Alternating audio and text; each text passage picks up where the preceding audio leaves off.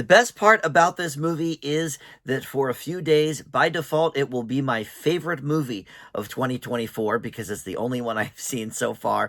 However, at year's end, I imagine it will probably be in the bottom 10 or 15 films. Let's talk about Night Swim.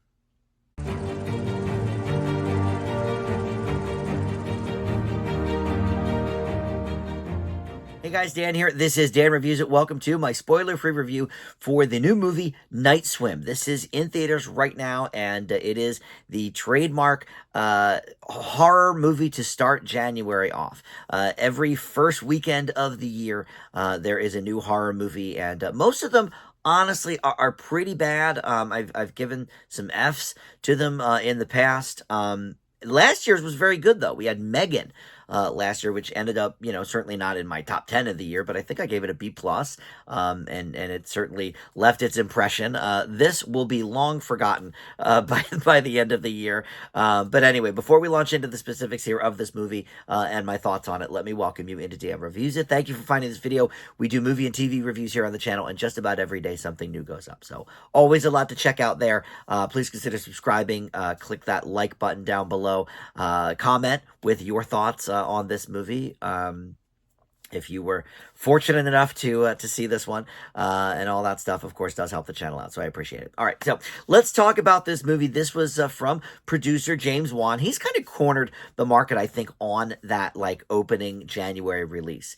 For a while, it was like there was always a Marvel movie opening, first weekend of May to kick off summer. And I feel like James Wan, his stamp, and of course he works throughout the year with many movies, but I think that first movie, that horror into January, is a James Wan production most of the time. Megan certainly was, and some of the ones from the past. So he did not direct this, though. It was first-time director Bryce McGuire in his feature debut. And this is actually from a short that he did about 10 years ago, also called Night Swim, with the same premise, I guess, but now he's stretched it into a full-length feature.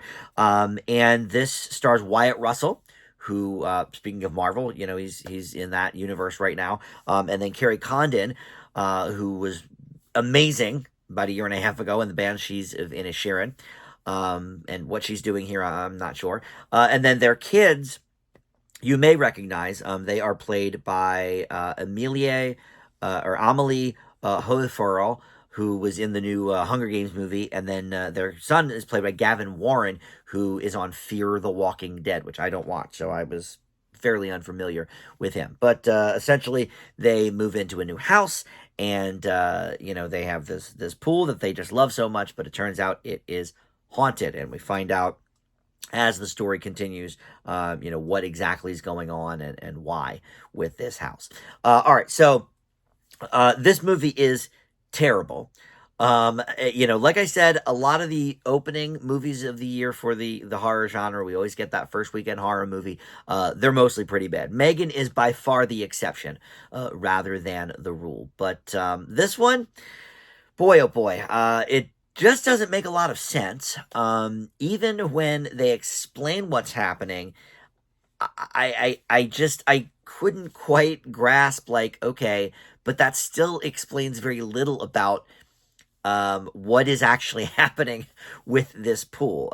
They try, but for me, it didn't work. And look, even though it's a bad movie, and I don't recommend seeing it, we're not doing spoilers here, so I'm not going to tell you exactly what is going on, but I just thought it was kind of a weak attempt at an explanation. But aside from that, the movie, as it goes on, gets just more and more stupid in its premise, and some of the dialogue and the reactions become almost laughable. Like, there's Wyatt Russell has this one reaction shot that I did kind of laugh at. I was just like, is this really how he's reading the line? And we know Wyatt Russell is a good actor. Kurt Russell and Goldie Hawn's kid.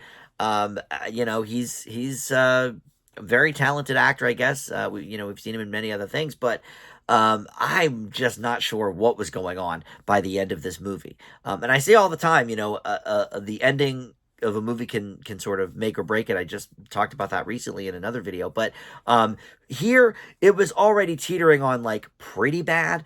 and then by the end, it just becomes laughable. So didn't love that. Tons of jump scares, unnecessary. And again, the mechanics of the actual pool and what's going on with it, I just don't think they ever really made sense. So I don't love it. But here's the thing. I'm not actually going to fail this movie. I have failed some of the January horror releases in the past. But this one gets actually a little bit of credit because, and this is weird, but the family dynamic, the family story, if you set aside all the pool stuff, the family story is actually quite compelling. Wyatt Russell's character is this famous baseball player, and he is, struck down kind of in the prime of his career with a disease, and they're exploring that, and they're exploring their options, and part of the reason they get a house with a pool is for the water therapy, and it's going to be helpful to him, and that part I actually really thought was compelling. It didn't really gel with the rest of the movie as we got more into the horror aspect of it, but I guess they've done that with like the Lou Gehrig story or whatever. But I thought it was interesting, and the dramatic parts of this movie were actually played pretty well.